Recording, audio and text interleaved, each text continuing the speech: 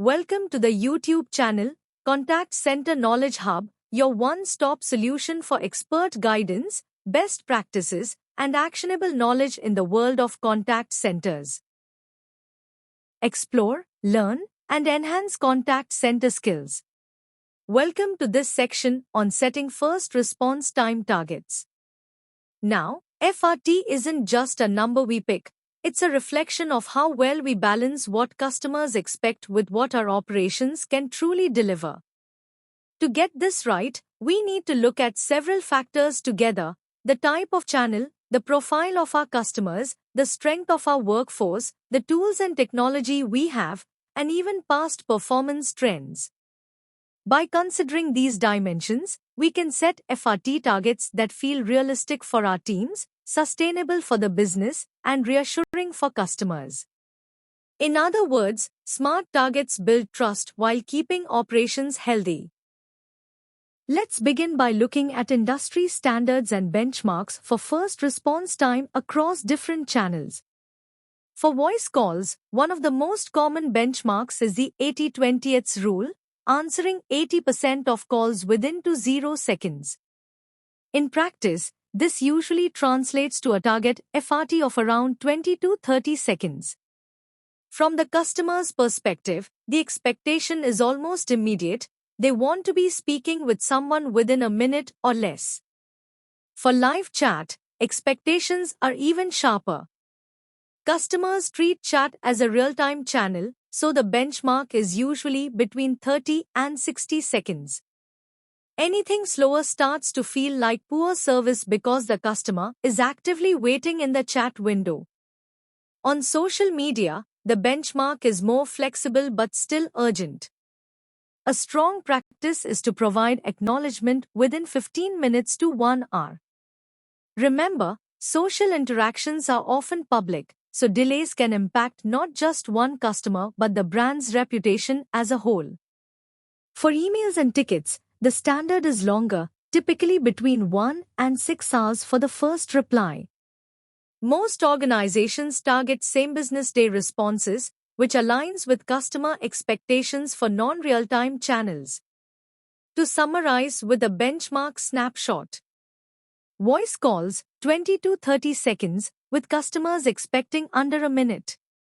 Chat 30 to 60 seconds, with expectations of real-time responses. Social media 15 minutes to 1 hour, with an emphasis on quick acknowledgement. Email and tickets 1 to 6 hours, with same-day resolution as the baseline. These benchmarks give us a reference point, but they're not one-size-fits-all. They need to be adapted to the business model, customer base, and operational capabilities of each contact center. Next, let's look at how customer experience goals shape first response time targets, particularly when CSAT and NPS are key priorities. When an organization sets customer satisfaction and loyalty at the center of its strategy, first response time becomes a frontline differentiator.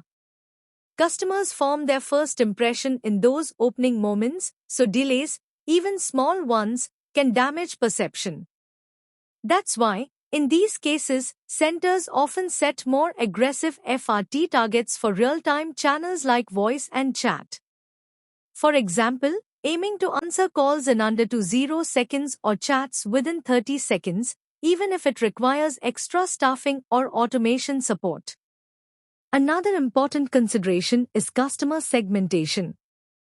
Not all customers have the same expectations or value to the business. High-value customers, enterprise accounts, or VIP segments may need special SL as with tighter FRT thresholds. These customers often bring significant revenue or long-term loyalty, so ensuring they get priority service can pay off far more than the extra effort required. The key takeaway here is that FRT targets should be aligned with customer experience goals. If satisfaction and loyalty are strategic priorities, then response speed becomes a business-critical investment, one that directly protects trust, enhances NPS, and strengthens long-term relationships. Another major factor in setting first response time targets is the organization's service level agreements, or SLAs. When SLAs are strict, such as the classic 80-20 rule, meaning 80% of calls must be answered within 20 seconds, then FRT targets must be set aggressively low to avoid breaches. In these environments, every extra second matters because slow first responses not only frustrate customers but also lead to contractual penalties, strained client relationships, or financial losses. On the other hand, when SLAs are more relaxed, contact centers have greater flexibility. For example, if a contract specifies email responses within 24 hours, then an FRT target of 6 hours may still be well within compliance. This allows for more balanced staffing, reduced pressure on agents, and potentially lower costs, without significant risk of customer churn or SLA penalties. The takeaway is clear: SLA commitments set the floor for FRT performance. Where commitments are strict, centers must aim for faster responses to stay compliant. Where commitments are more flexible, FRT targets can be adjusted to balance customer needs with operational efficiency. Another important factor to consider when setting first response time targets is the complexity of the channel and the type of query. For simple queries, things like password resets, balance checks, or FAQs, the FRT target can be set very low. With the help of bots, IVR menus, or other self-service tools, customers can receive an immediate response or resolution without waiting for a live agent. In these cases, aiming for near-instant acknowledgement is both realistic and cost-effective. On the other hand, complex cases require more time. These might involve technical troubleshooting, fraud investigations, or multi-step service issues. Since they need to be routed to skilled or specialized agents, the first response naturally takes longer. Setting unrealistic FRT targets for these interactions only creates pressure on staff and risks disappointing customers. The key insight here is that FRT must be tailored to the nature of the interaction. Simple queries should have very aggressive targets, often supported by automation. Complex cases, however, need more breathing room, with targets that reflect the time required to route and respond effectively. This balance ensures customers get the speed they expect, while agents have the time they need to deliver quality service. Another critical factor that shapes FRT targets is interaction volume and the accuracy of forecasting. During peak periods, such as sales campaigns, product launches, or unexpected service outages, demand can surge far beyond normal levels. In these situations, contact centers may need to temporarily adjust FRT targets or add extra staffing to keep response times within acceptable limits. The key is to remain flexible, because customer patience often shrinks during high-stress moments like outages. In contrast, off-peak hours allow for much stricter FRT targets. When volumes are lower, agents have more bandwidth to respond quickly, and centers can maintain aggressive targets cost-effectively without adding additional staff. Underlying both scenarios is the importance of forecasting accuracy. By analyzing historical patterns, seasonal demand, and external factors, workforce planners can predict volumes more effectively.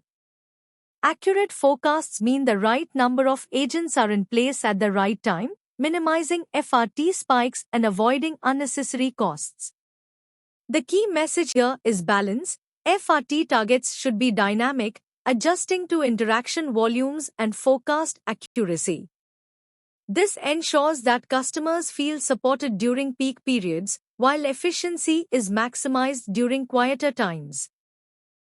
Another major factor in setting realistic first response time targets is the size and skill level of the workforce. In larger teams with strong multi-skilling, lower FRT targets are much more achievable. When agents are trained to handle multiple channels, voice, chat, email, and even social media, the center has more flexibility in routing. This reduces dependency on specialized queues and ensures that customer interactions are picked up faster, driving FRT down without overloading individuals. On the other hand, smaller teams or high attrition environments face different realities. If staffing is limited or if new hires are constantly replacing experienced agents, it becomes harder to maintain aggressive FRT targets. For these centers, slightly more relaxed targets may be necessary to avoid overwhelming staff and to maintain service quality. The important lesson here is that FRT targets must be aligned with workforce capacity and skills. Larger, cross-trained teams can commit to faster targets, while smaller or less stable teams should focus on achievable standards that balance speed with quality. Another important factor to consider when setting first response time targets is the maturity of technology and automation within the contact center. Let's begin with AI chatbots and IVR systems. When these tools are implemented effectively, they can instantly acknowledge a customer's query and often resolve simple requests like FAQs, order status checks, or password resets without waiting for a live agent. This significantly reduces FRT for routine interactions and allows centers to set much tighter targets for those categories. Next, consider skill-based routing. Advanced routing engines, powered by AI or intelligent business rules, ensure that interactions are sent to the most appropriate agent right away. This prevents unnecessary transfers, reduces queue time, and ensures customers receive their first response from the right person faster. The key takeaway is that the more mature the technology, the more ambitious the FRT targets can be. Centers with strong automation and routing capabilities can commit to aggressive targets with confidence, while those relying on legacy systems may need to set more moderate goals until upgrades are in place. Finally, let's look at how financial and cost efficiency goals influence first response time targets. When organizations set aggressive FRT targets, it often means committing more resources to ensure customers receive faster responses. If automation or AI is not in place, this usually translates into higher staffing costs. More agents need to be scheduled to keep queues short and response times low. While this improves customer satisfaction, it can significantly increase operating expenses. On the other hand, balanced FRT targets allow businesses to optimize between service quality and cost efficiency. By aligning targets with actual customer expectations, leveraging automation where possible, and managing workforce capacity wisely, centers can deliver fast enough responses to keep customers satisfied without overspending on labor. The key takeaway is that FRT isn't just a customer experience metric, it's also a financial decision. Targets should be set with a clear understanding of the trade-off between speed, cost, and quality. The goal is to find that sweet spot where customers feel valued, service levels are protected, and costs remain sustainable. Another factor that plays a big role in setting first response time targets is geographic and time zone coverage. In global contact centers that provide 24/7 support, customer expectations and operational realities can vary widely across regions. For example, during local business hours, customers expect near-instant responses, whether on voice, chat, or social media. In these time zones, FRT targets need to be tighter to meet demand and align with customer expectations. However, during off-peak or overnight hours, customers may be more tolerant of slightly longer FRTs, especially for non-urgent channels like email or tickets. Setting differentiated targets for these periods ensures service remains consistent while avoiding unnecessary overstaffing. It's also important to consider regional differences. In some markets, cultural expectations lean toward immediate engagement, while in others, customers are more accustomed to waiting. FRT targets must adapt to these local norms to avoid disappointing customers or overspending on staffing where it's not necessary. The key takeaway is that one global FRT target doesn't fit all. Instead, contact centers should adopt region and time zone specific targets that reflect both customer expectations and operational feasibility. This approach ensures responsiveness where it matters most, while still keeping costs and resources under control. Finally, one of the most practical and reliable ways to set first response time targets is by analyzing historical data and performance trends. By looking back at the last 6 to 12 months of performance data, we can see how FRT has influenced other key metrics such as CSAT, SLA compliance, and abandon percentage. This correlation provides valuable insight, for example, identifying the point at which longer FRT begins to cause SLA breaches or when customer satisfaction noticeably declines. Another best practice is to set progressive targets rather than sudden, aggressive changes. If a center has been averaging an FRT of 8 minutes, moving the target down to 2 minutes overnight is unrealistic and creates unnecessary pressure. A smarter approach is to gradually reduce the target, say from 8 to 6 minutes, then from 6 to 4, while monitoring the impact on operations and customer experience. This ensures improvements are both sustainable and measurable. The key takeaway here is that history should guide the future. Using past performance trends to set realistic, progressive targets prevents overpromising, protects team morale, and delivers steady improvements in first response time without disrupting service quality. Thanks for watching my YouTube channel, Contact Center Knowledge Hub. If you found this helpful, don't forget to like, share, and subscribe for more insights. See you in the next video.